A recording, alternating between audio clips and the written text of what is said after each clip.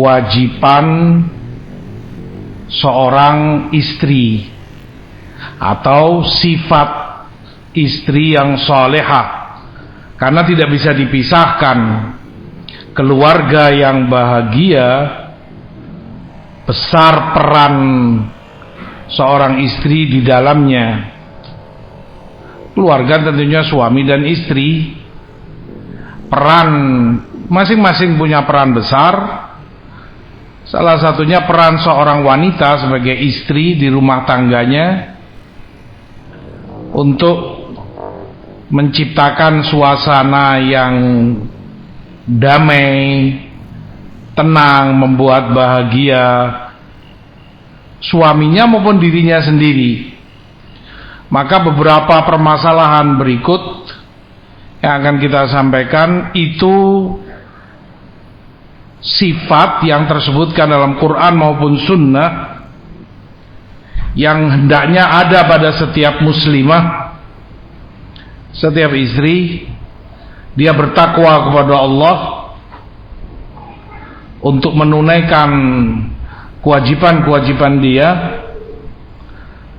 Begitu pula seorang suami punya andil untuk membentuk karakter istrinya, dan sifat itu dia didikkan, dia nasihatkan agar selalu ada dan diingat oleh sang istri. Bagi seorang wanita muslimah, ketika menunaikan hak dia,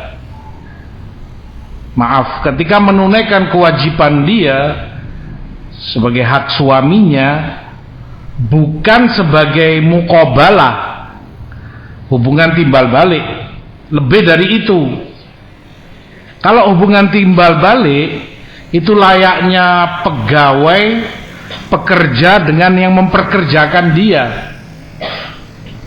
Kamu bekerja sepanjang hari selama 1 bulan, di akhir bulan kamu berhak menuntut gaji. Kalau nggak dikasih kamu akan marah. Bulan depan kamu nggak akan mau lagi kerja sama orang itu. Itu namanya timbal balik. Tapi seorang muslimah tidak demikian. Karena bagi dia kewajiban dia itu ibadah dia kepada Rabb-nya. Kewajiban dia kepada suaminya adalah qurbah, tataqarrab hiya ilallah. Itu pendekatan diri dia kepada Allah, bukan muqabalah. Bukan berarti kalau suaminya menunaikan hak-hak dia, dia akan menunaikan hak-hak suaminya. Bukan seperti itu muslimah. Sehingga kalau sang suami tidak menunaikan haknya, dia pun membalas tidak akan menunaikan hak suaminya. Bukan seperti itu seorang muslimah. Dia beribadah kepada Allah dengan menunaikan hak suaminya. Suaminya menunaikan hak dia, tidak menunaikan, bukan urusan dia. Yang penting dia beribadah kepada Allah, sudah menunaikan haknya. Di dalam hadis, walaupun hadis berkaitan dengan pemerintah, innama alaikum ma hummiltum wa alaihim ma hummilu. Kewajiban kalian rakyat bawahan menunaikan apa yang menjadi kewajiban kalian, dipikulkan di pundak kalian. Itu perintah Allah, perintah Rasulnya, tunaikan. Dalam hal ini mentaati pemerintah, menghormati mereka, tidak mencaci maki mereka, tidak memerangi mereka. Itu kewajiban yang dipikulkan di pundak kalian, lakukan. Wa alaihim ma hummilu. Mereka yang berkuasa, kewajibannya untuk menunaikan yang juga dipikulkan di pundak mereka, menjamin kesejahteraan rakyatnya, menjaga mereka, melindungi mereka, dan seterusnya. bukan timbal balik. Sehingga bagi seorang muslim, kalau hak-hak kami nggak diberi, kami juga akan memberikan hak kepada mereka. Kami nggak akan taati mereka seperti ini seperti itu, merekanya zalim, merekanya curang, merekanya. Yang penting bagi dia ini kewajiban saya tunaikan. Merekanya tidak menunaikan hak kita, bukan urusan saya. Itu tanggung jawab mereka dengan Allah. Yang penting kewajiban saya tetap saya lakukan. Saya sudah menunaikan apa yang Allah perintahkan. Kurang lebih seorang wanita pun demikian, menunaikan hak dia, menunaikan hak-hak suaminya, itu kewajiban dia, tidak menunggu apabila suaminya memberikan hak-hak itu kepadanya. Hal ini karena tentu seorang muslimah faham betapa Islam sangat mengagungkan hak seorang suami. Dalam hadis Rasulullah SAW sebutkan, "Lau kuntu amiran ahadan an yasjuda li ahad, la amartul mar'a an tasjuda li zawjiha." Kalau saja aku perintahkan seseorang sujud kepada yang lain, pasti aku akan perintahkan seorang istri sujud kepada suaminya, karena besarnya hak suami. Hanya saja sujud tidak boleh kecuali hanya kepada Allah. Tapi seandainya boleh, nggak ada lain, istri yang akan Rasul perintahkan sujud kepada suaminya. Wala tu'addil mar'atu haqqa zawjiha hatta law sa'alaha nafsaha ala qatabin la'atothu. Seorang wanita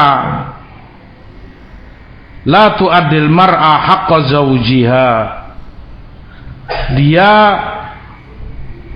tidak akan menolak, dia tetap akan menunaikan hak suaminya kalaupun sang suami meminta dirinya sementara dia di atas qotab. Hadis di Tabrani dan disahihkan Albani.